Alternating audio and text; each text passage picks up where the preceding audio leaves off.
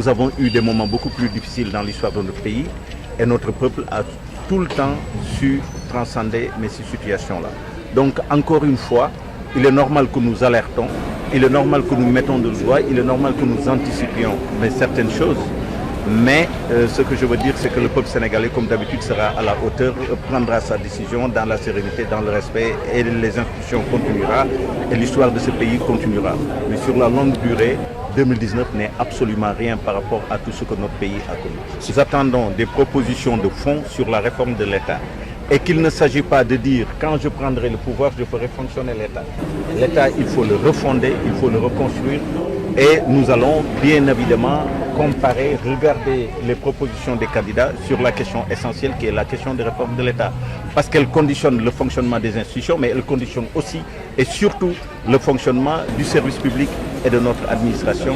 Et sur ces questions-là, nous ne voulons pas de cosmétiques, nous voulons une réflexion profonde, un débat profond sur les propositions que les uns et les autres feront. Je n'ai jamais de ma vie cru à la politique de la chaise vide et j'ai toujours discuté et j'ai toujours donné mon opinion et je l'ai toujours exprimée, même quand on ne me l'a pas demandé. Sur le plan démocratique, on a une régression. Sur le plan de l'état de droit également, on a une constante violation des droits et libertés de l'opposition et des opposants. Et justement, cela également n'est pas de nature à assurer la paix et la stabilité, parce qu'en réalité, l'état de droit, c'est ce qui garantit la sécurité de tous les citoyens, y compris ceux qui aujourd'hui détiennent le pouvoir, parce qu'ils peuvent le perdre. C'est le jeu démocratique qui est ainsi fait, et que donc il faut préserver l'état de droit, préserver la sécurité qui est le premier des droits, qui est même le droit fondateur. Et je pense que cela me semble absolument important. L'autre concept que j'ai évoqué, c'est le concept de république. La république, c'est la chose de tous. Donc si la république est la chose de tous, il n'est pas normal qu'il y ait certains qui en profitent plus que d'autres ou certains qui en abusent au détriment des autres.